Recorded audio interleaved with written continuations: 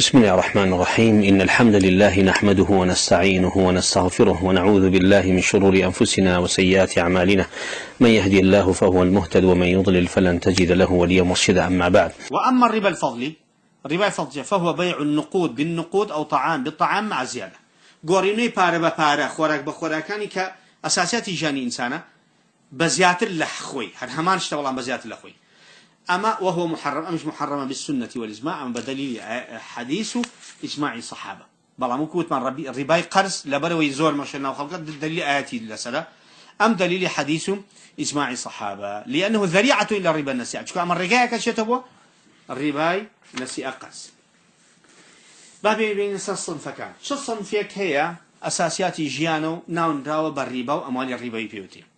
الأصناف التي يحرم فيها الربا أو صنفاني كوا حرام الربا زيادتها والجنيه أماني، ولا يجري الربا إلا في الأصناف الستة المنصوص عليها في هذا الحديث. ولا يجري الربا دروز نابه إلا في الأصناف الستة المنصوص عليها إلا لم ششتان به كالنص دياري أكالم حديثة. أما الرأي خوي الشيخ عبد العظيم بدوية ديار أسائل الرأي أهل حديث جواي بلام خوي الرأي إجماعي علماء أتشوار مذهبك إجماعي علماء لسأوية هلم ششانية.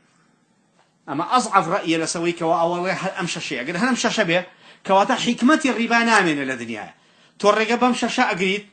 شتي تريش هي عينا أمان أساسيات جيانا رجعن فينا أقري كواتا خوي بخوي نقص لحكم خوايا أما الشايسني بالقرآن ونقص للسنة أما الشايسني بالسنة وباشا إسلامي شي كاملني اليوم أكملت لكم دينكم. لابد أمر رأيي عبد العظيم بدوي كالله هي الربا دروزنا إلا لم ششتان به. أمر رأيي ضعيفه زور بقودني بالكل رأي أهل ظاهرة لمحدثين ولفقهاء. أما أهل فقهاء عام علماء بإجماع عاميا بهرشوا على مذهبك وعلماء إجماع عام لسلوية كان نخير أمششوا وأوشتانشي بعلا أمانة إجريته بعلا وقياس إجريته جاء سباسي أو ششتشين عن عبادة بن صامت. عبادة بن صامت فرمي قال رسول صلى الله عليه وسلم فرمي الذهب بالذهب آلتون بآلتون أبيك آلتون دو والفضة بالفضة زيو وزيو يعني آلتون تيمي آلتون بيده زيو تيمي زيو بيده. أما الرباي شيء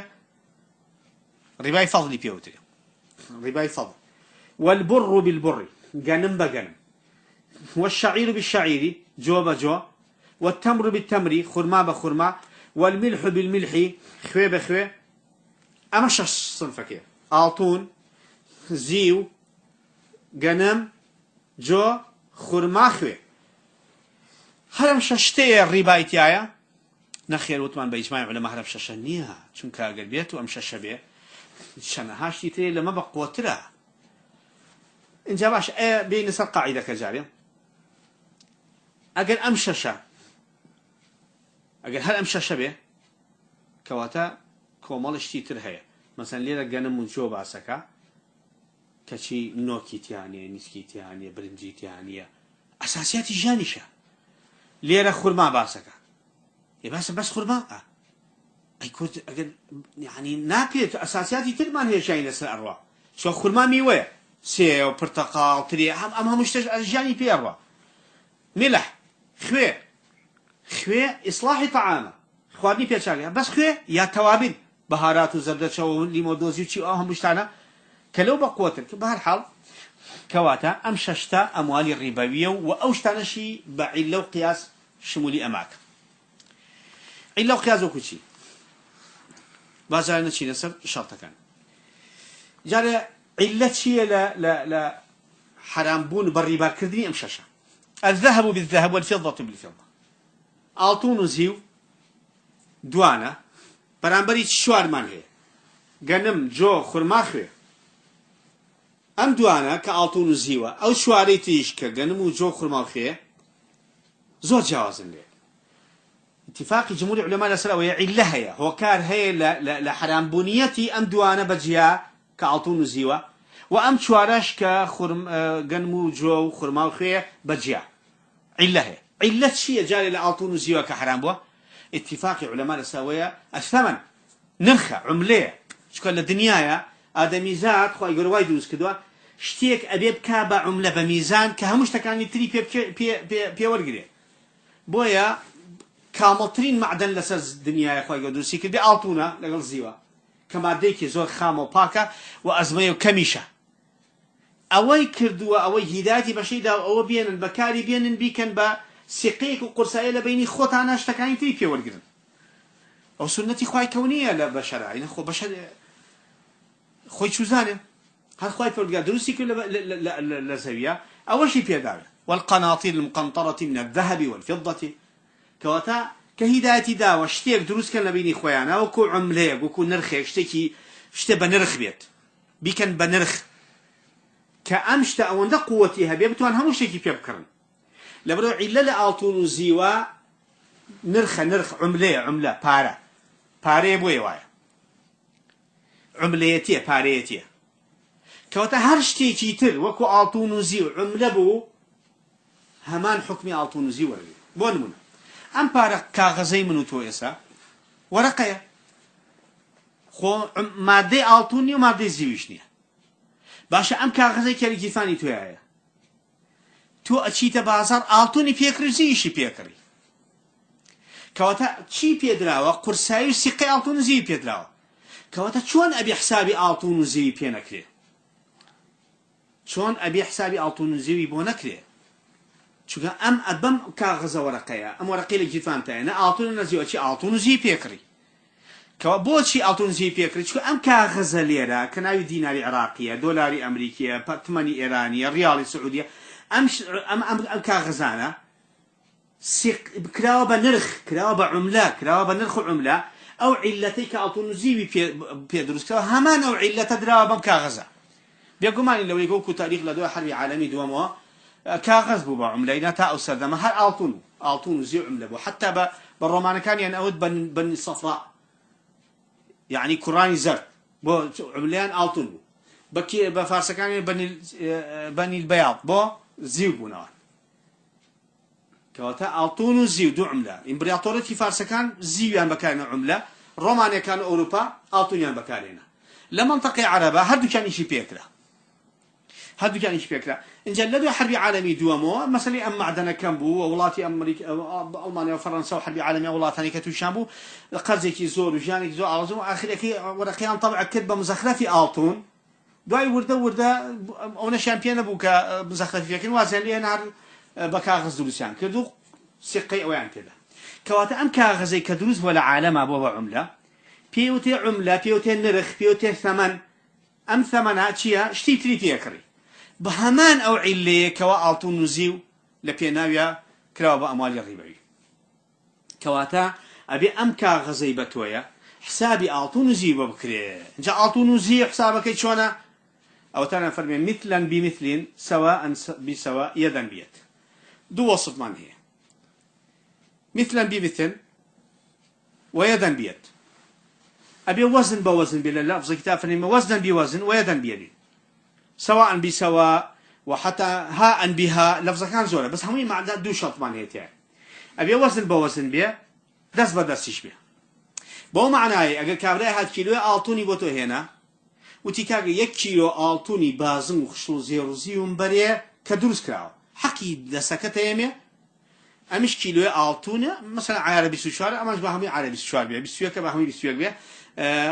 أم كيلو ألتوني قالبت أدمي بو كيلو ألتوني مزخرفي كواتو الدروس كراو حق دسكته يمي بشرتك وزن بوزن بيه بالي أمي كيلوك وكيلوك دون مرجيشيا دس بدس نابي أو مرجيشة شو قبل بياني بو بين ساعتين كتير بوتينم دور روجيتر كلا قال كوتو أبي بنسي أبي بقرص أبي بالربا أبي دس بدس يكسل يا هاني بينا هلا مرجيشة أو قالبا ألتونك كيلو قالبا ألتونك أو كيلو بازمو خلوزي روزيوك انجح حلال كواتا همان أم حكمة كلا ألتون زيوها زيو شربها همان شو چند مسقال زیو ادی با چند مسقالیت زیو کشتی پی دروس کراوچ که گورینو نکری ایلا شتک لبینا هیا مثلا ام تیک قالبیکا ایا بشتی دروس کراو یا شکاوا مدینه ما ایا بشتی تازه تر مهم اللي حدث لي درکریت حق حدثاتو مساله التونا كباري خوي ولا جو اروا كوات ليرا التون زيو ابي وزنا بوزن وديتا بيد وزن بوزن دز بدز هلو مجلسه بابي وي كواجب نو ليه چند مسقال چند وزن ئاڵتون و زیوت پێ ئەیگۆڕیتەوە بە ئاڵتون و زیوی هەمان شت بەڵام ئیتر زەخرەفەی هەشتێک هەیە تۆ ئەیگۆڕیتەوە پێ ئەبێ وەزن بە وەزن دەچێ و اینجا دەست بەدەستیش بێ نەهانی نابێ تأخير بوني تابع أبدا بدقة بس عادي يعني بعد نابل ساعتي كتير دو روجي كتير بيعني بوتين نيش تيو هذا بالربا يكسر بيانه وهاني همان أم حكمة أدري بس أم كاغزة كلي جفاني منو تويه أم كاغزة عمليك خلق فيتي أمره مع عملي فيها كلا بازار همان أم حكمة هي أجل إما دينار عراقي بدولار أمريكي يا بعملي هل والله تكتير بيشكلينه برزيون زميلة بين أبيض بو شنك لحدثك أفرمي فإذا اختلفت هذه الأصناف أجل آلتون بزيو زيو بآلتون وقريوا فبيعوا كيف شئتم في أصلا فرمي شوني أفرشن بفرشن إذا كان يدا بيد بلا ما بهر مرجد وميتاوي بوي نبي بالرئاي نسيئة بالرباي نسيئة بوي الريقة بقلي لوي نبي بالرباي قرص أبيت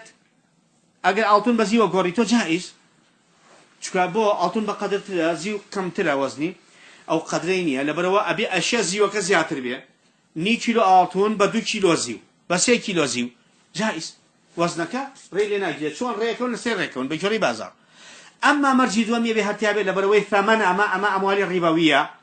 أما نرخى إلا لواي نرخى أما بوبا عملة لبيني خلقه إلا بدس بدس تابع إلا بتشي تابع دس بدس بمرجي شلون لك همان حكم أدري بس أنت غزاك لبيني خلقه قريته باري عراقي بي قرته بدولار برزون زميتي على قيد شك برزون زميتي وكو برزون زمي أعطون زيو شكو هردو كي عملية هردو كي نرخى برزون زمية دولار دينار عراقي نزمه دولار أمريكي برزا قوتي أعطوني بيدران شو قوتي زيو يا أعطون عياري أو نو أشبع عياري كمتر بارحال ما دمنا بحالتها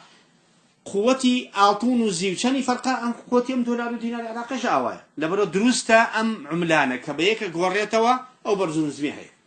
122 ديناري عراقي ب $100 أمريكي يا وكو عملان لبين ولاتانا هي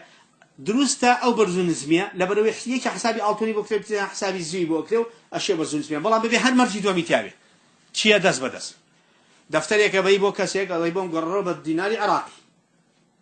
أو شاء الله خينا أو دكان دا خم أواري فريانا كون بياني بوتين جاء أو ببريبا نيشتوا بلكو بهالي قري بياني بروي بلكاك أما دفتريك ومكبا باري عراقي رأسا أيش بد سعر أو رتبوك مشكلة أنت بيكا باري عراقي وبيات دسيجة نعم بلا أول نيوي كيتي بقرص أبي بالربا كواتنا بهيش شوي أما عملت تأخير به كاك أو دورة قبو أن ينم ومكبا 8 إيراني أو بنجاور قبو أن بيكبا ريالي سعودي درهمي إماراتي بياني وروني ورو دوس عاجتو نابت بهيش شوي يدا بيدي تانية أبي حبيبات بيانا هاني ها أن بها بيانا كواتا أبي دس بدسي هرتيابه أقل عملكانش نرخكان جواز به أو حسابي أعطون الزيوة فإذا اختلف الاختلاف تاعي لبليك حسابي أعطوني كذا بقدر تاعي وكو أعطون الزيوة كم أشبر زون نسبي تابه أو أن وزن بوزن قينا كبات يعني به بلا ما بي إلا دس بدسي تابه أو دس بدس مشكلة دس بدسي تاعي به بحرام أبي بالربا أما إلا لحراميتي أعطون الزيوة وتمان نرخة عملية باري لبيني خلق هرش تيجي تربكري بنرخو باري وعملة همان حكمي أعطون الزيوة دري بسريع كواتا أجر أم باري من بي بي إما بشين أعطون كرين إيه وتمان بوزن بي إيه وزن بوزنه شا مثلا بونمونا كابلا أعطونا كره بمبلغي كي باري عراقي عليك أو مسقالة باي أو باري عراقي أول شك وزنك بنامبر يقدروا سو أم باري أو أعطونا وزنك ورقيته الله بقى ونيفه الله جائز أو الدوس أي أجر هاتو تي باركم طواونية وتقينا بقرص يا بقيز بينا حرام بو چونك باركايتو حسابي أعطوني بوكري تو أعطوني شكري إلا بدس بدسي تابي إلا أبي دس بدسي تابي لو يا أبي تشاني بي أو نبكري بهيش شوي نابي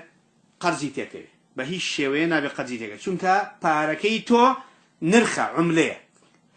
أعطون زيويش لسدمي بيغمري خاصة سلام عملة بو نرخ بوا لقل أول شخص روزي وكدوانا بخويانا بوين هي اللي كدوا كسكان نشكن نوبو خشلو زيار روزيو أحاديث منزول لو اشتاع كواتا خشلو زيار روزيو لهمان كاتي شا عملة بوا إما بس عملية تيكيكين باريش أم باريتوش عملية وألتون زيوش بهمان شيء وقوتي ألتون زيو درا بكاغزة وبعملة كوات النبي ألتونك بقرز كريوك شون ألتون بألتون بقرز يدن بيدي تاني كأبي بقرز أمش نبي قرزي تكي أي قلوتي كاكي جان بوي كواتوشم حرام نبين أوا فلما كمل لجيرفاني خم مليونك نعطوا باري ألتونك تو كاكا أما مليونك مايتي بقرز توشلي أوا ورم قل علي دب مري لجاتي باري ألتونك شيخ حسين رحمة إخواني به أما لباسي لشرح الممتع كتابك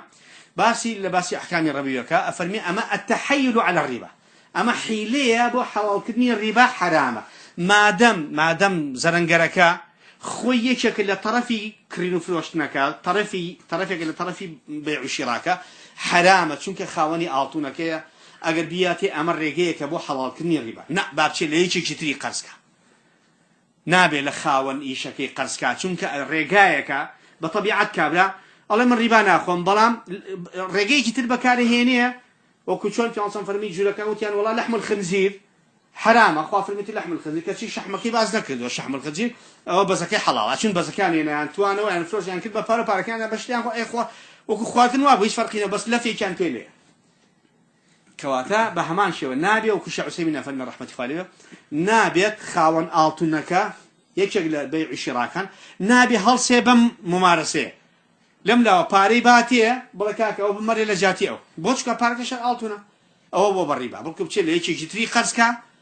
فيوندي بمعاملة ونبيلن بينا بياتي لجاتي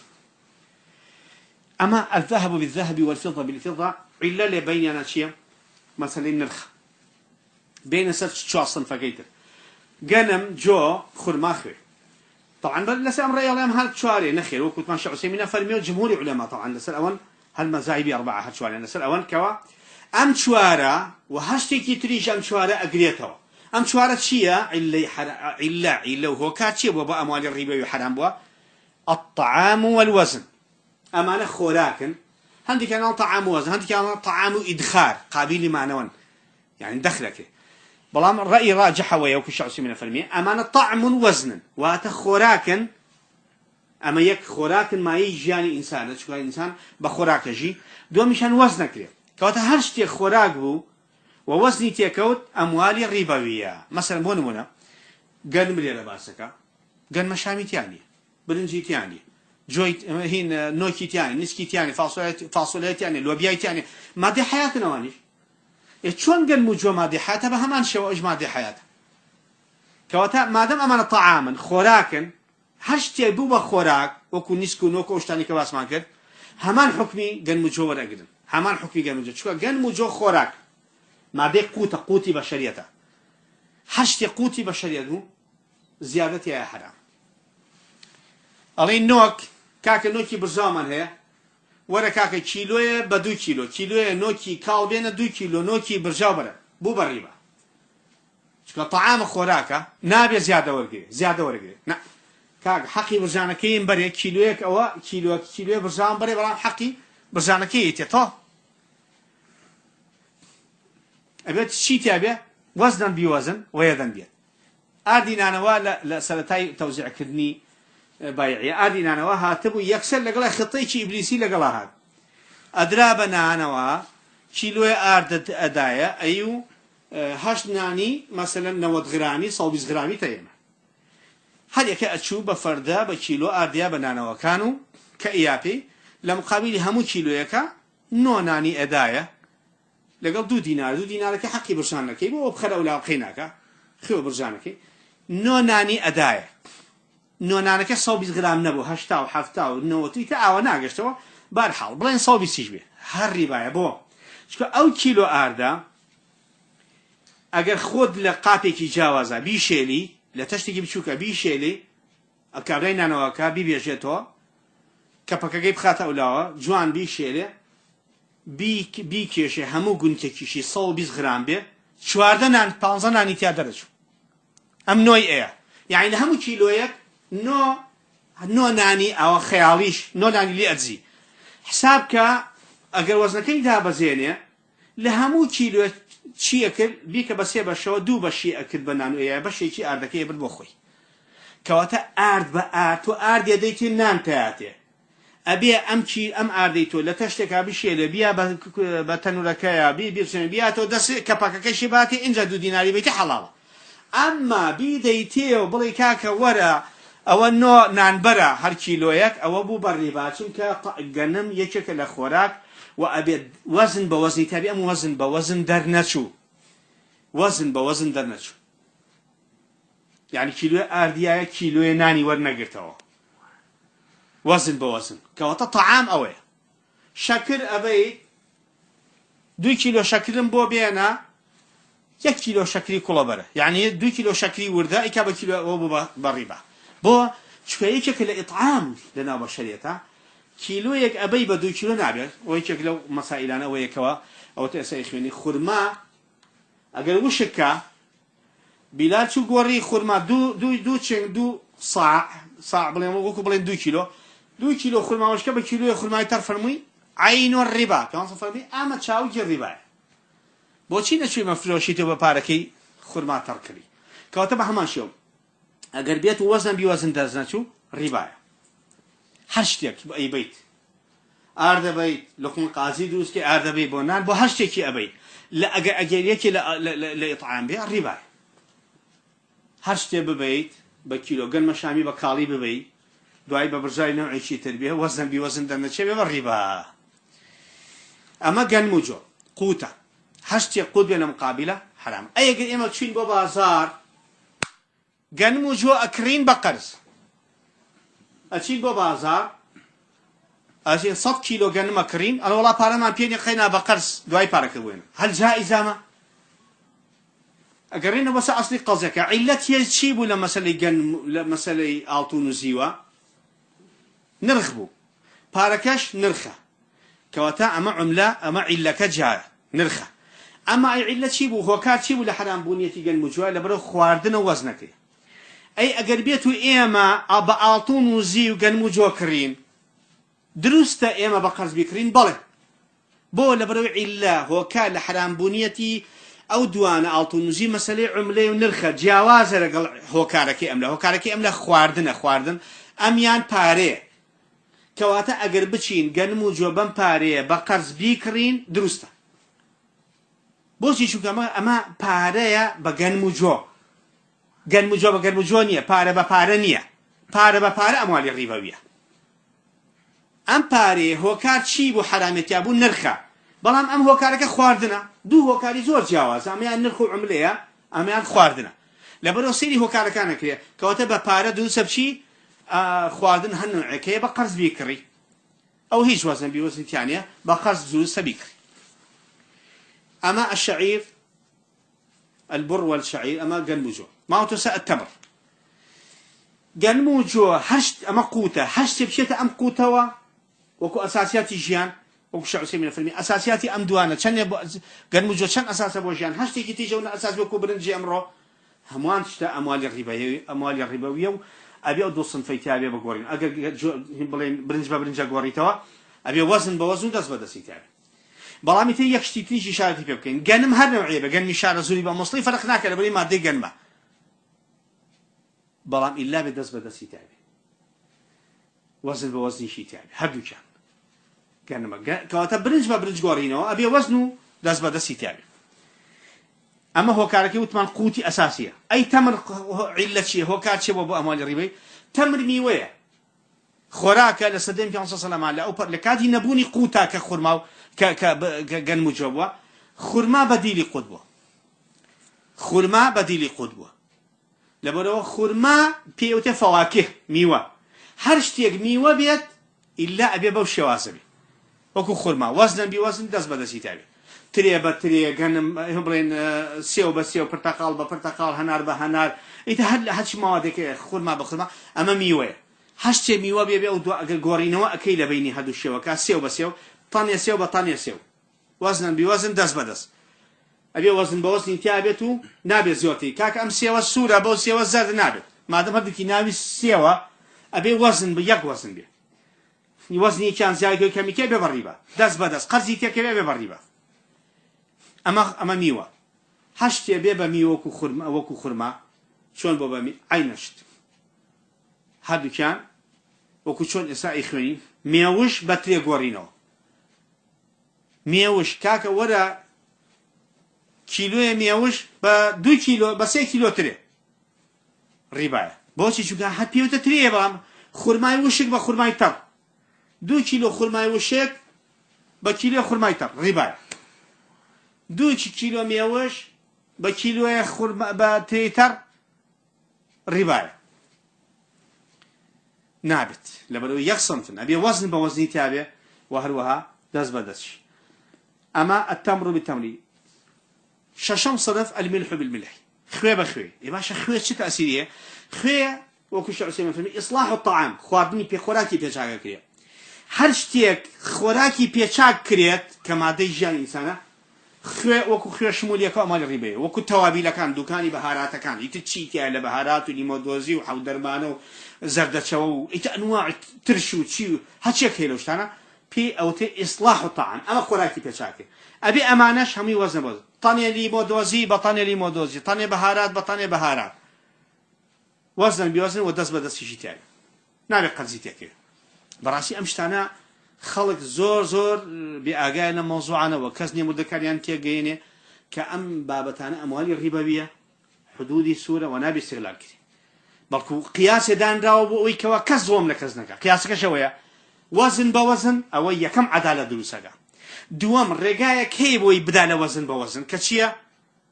قەرزە ئەویش ڕێگەی پێگرتووە پێغەمبەر زۆر حەکیمانە ڕێگەی یادەن بێت دەست بەدەست کەئەنەما قەرزی تیانە یعنی پێغەمبەر هەردوو ڕێگەکەی داخستۆ لێیان لە وەزنا غەشەکەی ڕێگەی پێگرتووی وەزن بیوەزن لە قەرزا غەشەکەی ئەفرم دەست بەدەست یعنی هەردوو ڕێگای ئیستیغلالکردن و زوڵمکردنی گرتووە لەو خەڵک کە ئەم دوو ڕێگایە گرت خەڵک یەتە دوا ئینسیحابەکە ئەڕوا ڕوەکاتە ئەحەل الله البەیع ڕوەکاتە معاملەی حەڵاڵ و هەمان بەدیری دەسەکەوێت سەلامەتە قوتی بەشەر و کەسی زوڵم لە کەس ناکە و ژیانی کەسیش ناکەوێتە خەتەریاتەوە سەردەمی گرانیەکە بەچی خەڵک زۆرتر هەرەسیەنەوە ئەتەپی ژیانی لە بەرسە ئەمر ئەوەی تۆزە گەنمی هەبوو ئەیایە بە زیاتر تأخيري كذا زياتر وكو بانقي دولي وشتاني كأمر رئيسا قرز كولاتي قرزارة به نيتي بياتوا صالانا الربا اشتسر إن جاء أوصل لتاوى أو إن شاء الله سعري بنزين وخوراك أو كهرباء حتى موادي أو خلق دس خاتبين قاقاش يعني خلق أي قوش بوي قرزكي بانقي دولي باتوا أو يزرك أو أمر دولتان بيوي أنالين خلقان صفر بونا توجياني هموك بشر كان لا ألوزيا لا صين رأك بو أوروبا لا ولاتي لا بني دنيا رأك بو بني دنيا بو إلى ولاتي كتير توزر رفاهيتي تابجيتها أوي هالسنة أوي الربا تاني بعالم هالسنة بكافر مسلمانه جياني هم تدبير كله مع العلم اشتكى لإسلام ببسيطين شواز حل كراو وجياني بشري باريزاو جابين وصل بابتك فإذا بيع جنس من هذه الستة بجنس كذهب بذهب أو تمر بتمر حرم التفاضل أجر جنس كان بيق ألتون بألتون زيو بزيو حرام الزيادة ورجية لبرامرة وحرم النساء وحرام شقرز ولا بد من المماثلة في الوزن أو الكيل إلا أبي هاوشي وهاوسنجي هبي لبيني كشان كان بغض النظر عن الجودة والرداءة بشاربوشي كدن لوي كوا أم جنما أم جويا أم يعني درجة كوي درجة دوا أو ناخيون ليتو بوشي شو جنس كان أخيون ليتو يماليرا جنس كان أخيون ما دام جنسي جن مجويا حسابي ويبو كذا ولا بد من التقابض في المجلس والمجلس مشان أوي كلو مجلس أبي يكسر ها بها أخذا بأخوات الدس بدس يتابع ورقة النو أداك نيتاب كوتاي بو معاملة بينا بو لا كتري شو شون كسعري أم بابتانا بتايبة ألتون زيو يعني سعرك إلا الدقة أنو ساتا برزون زميكا بازار خوت زاني سعدنية داوين النبي صلى الله عليه وسلم كنت يعني سعداني لبازار فنوي إن الله هو المساعر خوي يقول خوي سعداني لشيان خوي بارو دوخو أقدار كان إهين إيبا أبي بالسعر كزناتون السعر ذابني سعر أو قدر كونية كخوي يقول لآدم زاد الله بأكاتو كسجد صلاتيني أمره كومالش بركاته قاتل كومالش تو هيا كومالش تقريتو نية أنواع وشكال برزون نزمية كوا لنا آدم زاده وصلى الله وسلم على سيدنا محمد وعلى آله وصحبه وسلم.